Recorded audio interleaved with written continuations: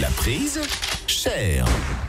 Ça y est, c'est la rentrée, mais on reste encore un tout petit moment en vacances avec la prise chère, puisque ce sont les avions qui vont prendre cher aujourd'hui. Mais oui, Julie, l'avion, Julie, synonyme de vacances, de soleil, de dépaysement, de New-Yorkais canet. L'avion, enfin, ces monstres de puissance dans lesquels on attend avec excitation d'aller s'asseoir et de vivre un véritable calvaire pendant 2, 5, 8, parfois 12 heures d'affilée. Ah, je vous jure, moi j'oublie à chaque fois, à chaque fois, je me réjouis à chaque fois. Il me suffit de rentrer dans l'appareil et de voir l'autre poufiasse qui va voir mon billet pour la 15e fois pour m'expliquer comment me repérer dans un putain de couloir pour que je me dise « Ah mais attendez, c'est vrai que c'est de la merde l'avion en fait. » On oublie, Mais c'est quoi un avion, nom de Zeus? Commençons par sa définition. Un avion, c'est un oiseau de métal, le matériau, pas la musique. Un avion, c'est une ligne blanche dans le ciel ou sur le lavabo des toilettes si vous travaillez dans la finance. Un avion, c'est 2 ailes et pas 3 plumes, mais un blanc costume. Un avion, c'est la liberté, enfin, pas celle des jambes. Un avion, c'est l'évasion suprême, ou fiscale si vous travaillez dans la finance. Un avion, c'est une arme, madame. Un avion, c'est un casque avec 2 mini-jacks, on sait pas pourquoi. Un avion, c'est choisir entre le poulet et les légumes, sir, chicken and vegetables. Un avion, c'est la classe. Enfin, la classe économique, à moins, bien sûr, que vous ne travaillez dans la finance.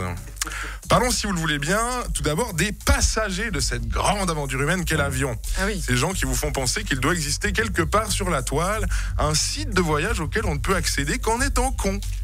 Je sais pas, en tapant une suite de trucs débiles sur Google et paf, il apparaît là devant vous le forfait groupe d'abrutis.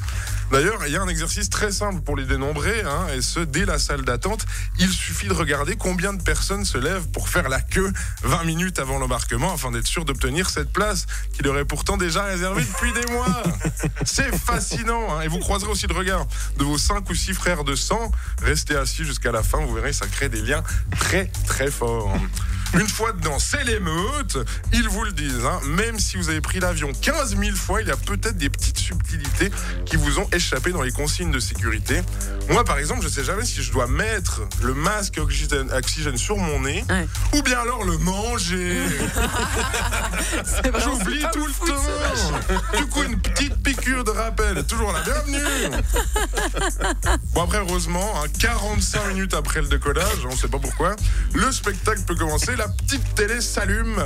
Alors si vous ne choisissez pas de vous perdre dans des jeux vidéo d'une qualité époustouflante pour l'époque, comme Qui veut gagner des millions en allemand, ou alors le grand frisson Tetris, Est-ce que je vais finir ma ligne?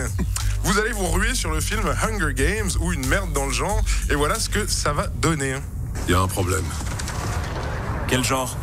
Cabin crew, get ready for a take-off, please, cabin crew. Les bombardiers nous Cabin crew, we're taking off right now, cabin crew. arrivent du nord. Il faut se mettre à coup. Cabin crew, can you eat my wife and fuck my dog, please? Il y a un bon Thank you, cabin crew. cœur pas loin. Cabin crew. Mais ta gueule, putain, tu parles même pas à moi. Utilise une ligne privée, envoie des textos, je sais pas, mais lâche-moi la kick pendant que je regarde Jennifer Lawrence regretter d'avoir signé pour tous les épisodes avant d'être connue. Ah là là, il y a tellement de choses encore. La boîte noire, oui. Rien à voir avec le Shy Club à la Borde. C'est quoi ça, le Shy Club? C'est quoi ça? C'est une boîte noire. Ça n'existe plus. La boîte noire. La boîte noire dont on attend patiemment. La boîte noire dont on attend patiemment qu'elle nous révèle ses secrets en cas d'accident, alors qu'on s'en fout parce que tout le monde est mort de toute façon. Je sais pas, vous avez le souvenir, vous, d'une boîte noire qu'on a retrouvée après un crash et qui nous a dit non, tout va bien. Oh non, quoi ça? Ah non, ça c'est rien, ça, les corps démembrés. Non, ce sont des contorsionnistes endormis. Oh, ça c'est vraiment. Oui, c'était une boîte noire de Bruxelles Airlines. Ouais, de Bruxelles, ouais. Bon, il y a quand même des trucs marrants qui se passent des fois, je vous l'accorde. Moi, en rentrant de New York cet été, en faisant la queue pour la sécurité avant de partir, et je vous jure que cette histoire est vraie, sinon elle n'a aucun intérêt, je suis tombé sur une énorme blague pas sympa, absolument patibulaire au contrôle des passeports. Et en arrivant vers elle, j'ai regardé sa petite plaquette. Et vous savez comment elle s'appelait? Non. Blaise. Allez, à la semaine prochaine. Oh là là, merci. Il nous aura tués pour sa rentrée, Yann. La prise chère. On rigole, mais on se vexe pas.